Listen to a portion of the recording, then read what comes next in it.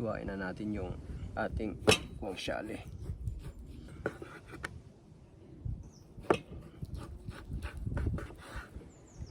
Siguro magagamit lang tayo ng mga 3 slice kasi masyadong marami ito. Ayan, hiwain lang natin siya ng maliliit ng ganyan.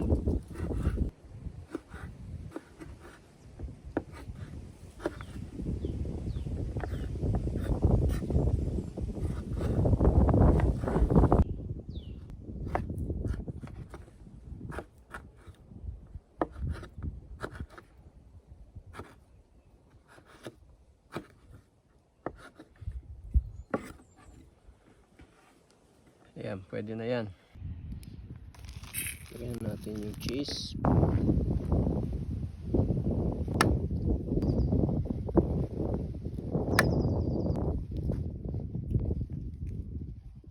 Lagyan natin ng kunting paminta.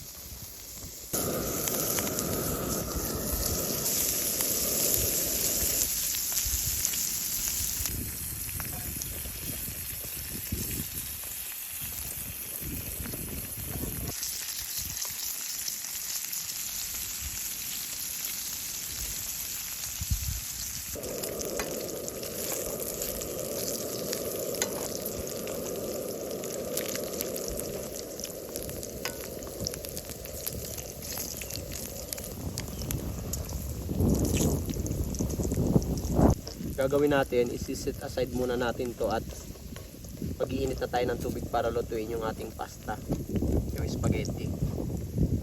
Tanggalin na natin sa apoy. Lagay na natin yung ating tubig. Dapat marami yung tubig natin pag nagluluto tayo ng pasta, spaghetti, para hindi sila magdikit-dikit. Ayan, takpan natin para mas madali siyang kumulo.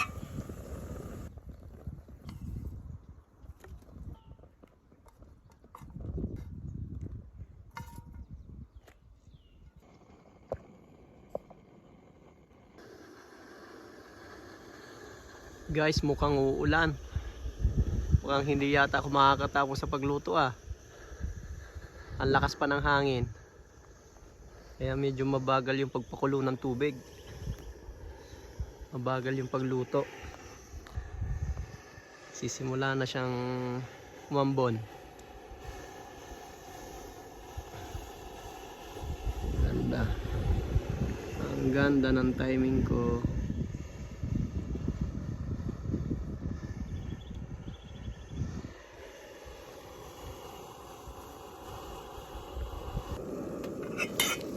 Ayun, kumulo din.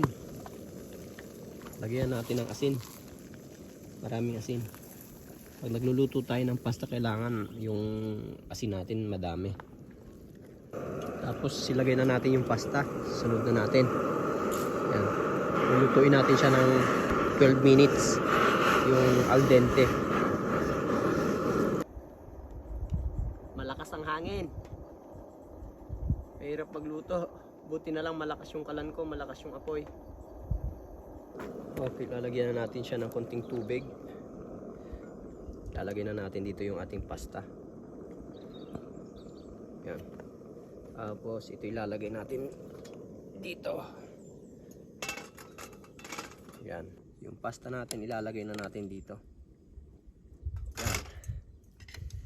Yan natin siya lulutuin ng last 30 seconds.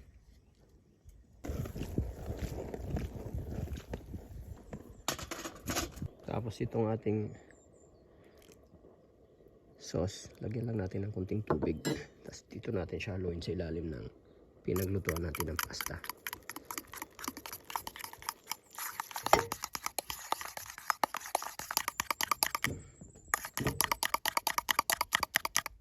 Yan, okay na yan. Yan na natin yung sauce natin.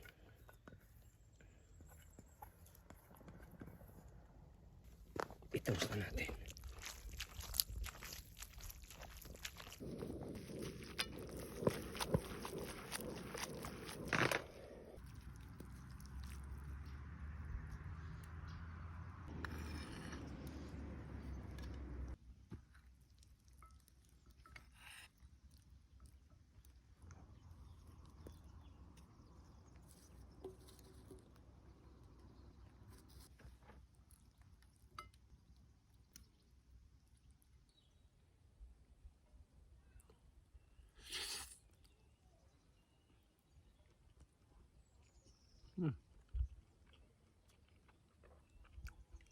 Sarap.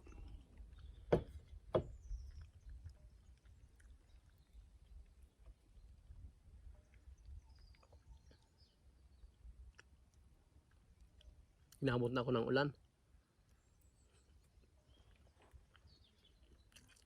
Sarap.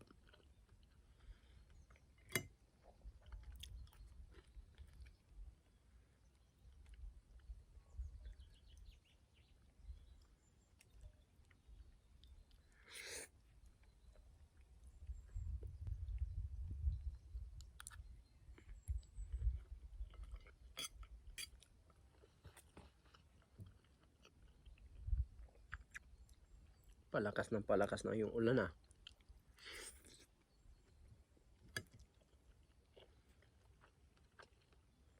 Buti nakapagluto pa ako.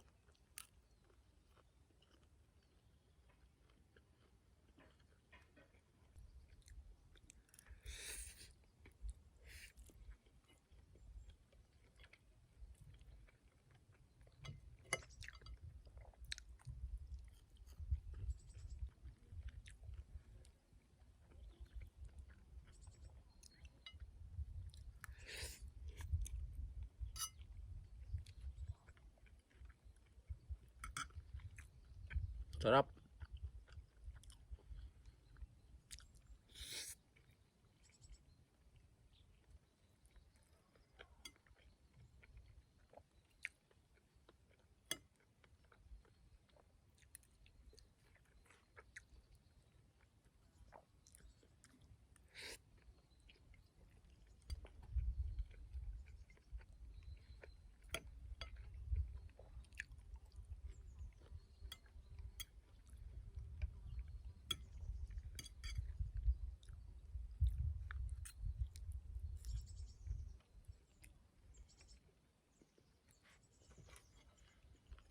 Basa na yung plato ko eh.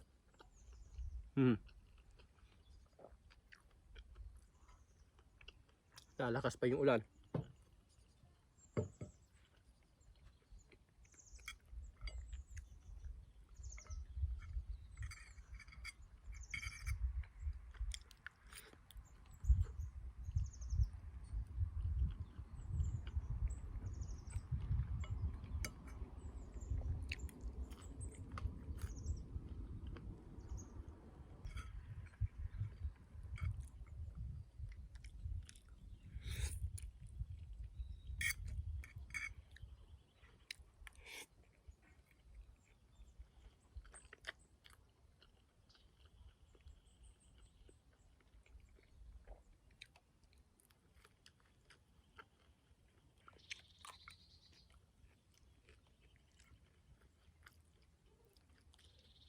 Thank you guys for watching. Pa-subscribe naman po sa aking channel, Syrefer and Kiona TV. Maraming salamat po sa panonood sa aming channel. Ciao!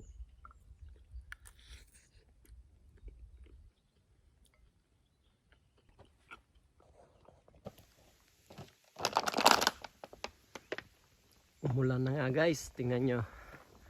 Ayan. Buti na lang nakapagluto ako. Saktong sakto yung tapos ko pagluto.